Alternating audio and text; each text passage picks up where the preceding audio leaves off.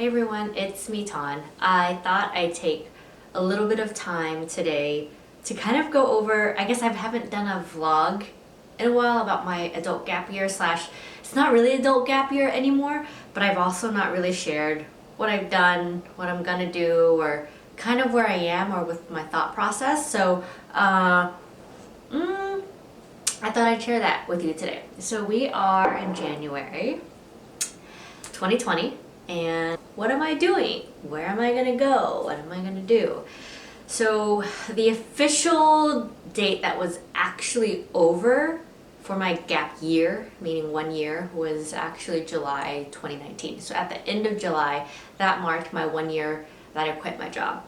From July, starting in August, I actually found a job, a part-time job, and I worked 20 to 25 hours a week as a receptionist in Manhattan.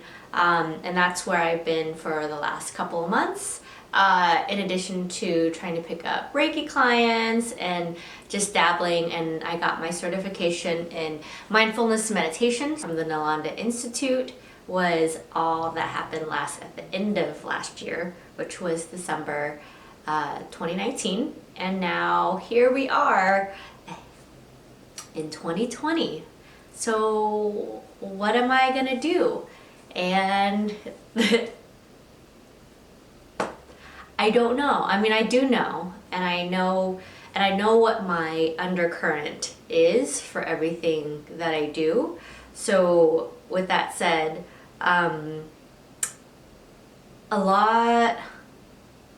there was a reason that I didn't go back to work. And the reason was that while I worked with amazing, great, beautiful people, I don't think that my outcome or what effort that I put in, besides, with folks and people, and I think those are definitely worthwhile, I don't think my output really contributed much. I mean, it did, but it didn't. I mean, I was in advertising technology, which I was like, all right, cool. Like, I make sure that I show you ads that are relevant to you so that you can buy more stuff that you probably just don't need. So anyways, that was kind of the crux of it. And it didn't make me feel good. And it was nothing against the company I worked with. It's nothing against the people that I worked with. I just don't want to do it anymore. And so that's how I left it. And I don't know exactly how I'm going to move forward, but I know I need to make money. So I've been taking some of these like odd jobs. The receptionist job is definitely one of them. I volunteer at a hospice. I do Reiki, and so I'm a Reiki practitioner at MINKA. I'm trying to get another space so that's more convenient this year, so stay tuned. I also teach meditation as well. And then I just want to further my studies, but I know I need to make money. So thank God I have that receptionist job because that's paying some of my bills partially. But yeah, I just remember, it's so funny. Like you think you don't have an ego, and you think that you are fairly humble. I mean, I've never been a person to like really buy anything. I'm not that loud. Oh, I can be very loud. But I just didn't think it was me. And I just remember being at this job and turning over room and touching people's dirty towels. And I remember for a moment that I was just like, what the fuck am I doing? But at the end of the day, and after that week, I was just like, oh, it's not that bad. It's an honest living, and it's a living that I do now. Does it represent who I am? Not really. Like, it's so funny because you think you're not associated to your job, but then you kind of are, because I found myself even speaking and saying, oh, I used to, oh, I did this, or oh, I ran this. And for me, in my head, it was justifying that I was still tied to my identity as to what I did, even though you aren't what you do. You know what I'm saying? Like, you are, but you aren't.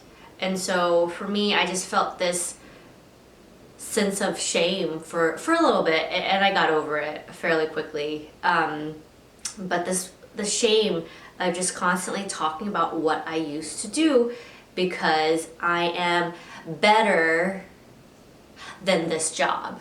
I am better than doing these tasks. And it was another wake-up call for me, where it was just it was a wake-up call where it's like, girl, you are not what you do.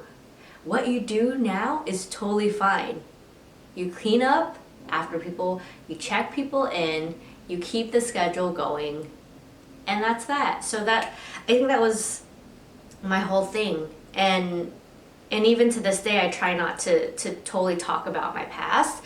I think my past has a lot to do with where I am now, and it's relevant when I'm actually working with some of my clients who happen to be mostly young professionals, because there's this similarity between us there that I get, and they get that I get, and there's a similarity there. But at the end of the day, like, me constantly talking about it and breathing it out and saying that, oh, I used to, oh, I have this knowledge, because now it's all about status. And in my head I was like, oh my god, that's not where I want to be. That's not what I want to do. I want to do really amazing work, and I want to make a living doing amazing work, not stuck in this status thing, because that's how I was raised. I was raised to go to school. I was raised to be smart. I was raised to be produced. And you can think of being raised in certain ways and how your environment plays a part of that. Or maybe it doesn't, but your environment definitely plays a part in shaping kind of your thoughts, and then trying to distinguish between your thoughts and their thoughts, and what you find as valuable versus what people tell you they find as valuable. So anyways, that's kind of it. That's one thing. So 2020, what am I gonna do?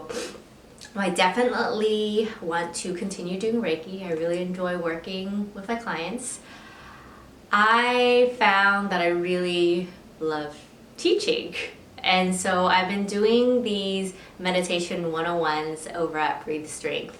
And it has been a really awesome experience for me, because I just feel, I don't know, like I'm giving something, and just the interaction has been amazing for me. And it's been a lot of teaching. There's been a lot of moments of learning for me throughout this whole process. So this upcoming year, I would love to continue teaching. I would love to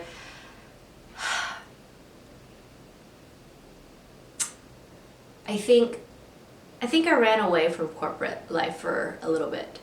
Like, I just didn't want any association with them, with any big corporations. And I thought about it, and I decided that I want to still be a part of it, but not the part in terms of producing certain things, but more along the lines of offering meditation and wellness within that space, because I do live in New York City, and the reality is that people are just moving in and out of their days, you know, not finding their center, not finding that balance. And I want to be part of that change. I'm not saying that I have the right solution, because to be quite honest, meditation ain't going to change anything if the way you live is not right, or yoga is not going to change anything, or like journaling's not going to change anything. But I think it's something that I do want to go back into and kind of integrate some of my learnings with the people there, and working with that specific community. And that's the way I see it now, is I see it as as a specific type of community. And the last year, I've really enjoyed working with a ton of people, and that's something I would love to continue doing, and I would love to continue collaborating. Something else that I'm also doing is that I've made incense, like these little mini incense that I do. I'm going to show it to you. The incense that I make, and I use these at home, and I've given them as gifts to other people as well. So these are what I make, and they're about like 20-30 minutes to burn. And so I did it as gifts because, you know, your girl didn't have a job for a year. But I also learned a lot about incense as I was making them. The reason why I even started making them in the first place was someone questioned where incense came from, and to be honest, I didn't know. And so the more I looked into it, the more I found there was like oils and stuff being put into it. So I decided to see what it was like to do it the old school way. And even then, I don't even know if this is like the old school way, but it's all crushed plants. It's using just water and herbs and spices. No essential oils, I didn't put those in. No aromatics, it's all natural. And I started making them. And so I have been selling them, or I am selling them at MINKA Brooklyn right now. But in general, I think I want to kind of take this and continue doing this. People have been asking if I have an online store, and I haven't figured that part out yet. Oh, and the other thing I have also is that I'm not going to jump at every single opportunity, because I don't want to be that person anymore, turn into like a workaholic, right? So I get it. It would be so awesome if I could do this, sell it online, but I'm not there yet. I haven't figured out shipping. I haven't figured out like how I want to do this in an e-commerce way. Like I don't know. So right now it's being sold in a brick and mortar store, so you can go there and pick it up. I'm thinking about just doing also pre-orders too, so that I know how many that I need to do per month, and then maybe I'll deliver it that way. But that's where I am with that. I'm in no rush to be making a business right now. I'm just kind of doing, again, small little things here and there, and it's supplementing my income right now as I figure out the larger picture, or I figure out my next move. The other thing that I'm doing is, and this is where the undercurrent of what I'm doing is coming in. So what I've been working on is just doing things that gets you to be whole, to be in alignment, to feel good, to be happy, to feel content with where you are, and to move in this world with that type of feeling, because I think everyone is looking for happiness to a certain extent. And the undercurrent for me, and with everything that happened last year, is a matter of death. Because when you know it's gonna end, how do you choose your life? And no one is actually exempt from that moment. So that's been kind of like the crux of it, and that's why people have heard that I've been, volunteering at a hospice for the last few months, starting last year. And this year I am going to go through a death doula training and trying to get field work in. So last year was a lot of learning for me, and I think this year is more of putting the work out there and receiving feedback from it. And so I need to be in the field. I need to do it. Like, yes, training is great, but it's really living in our world that I really need to get back to.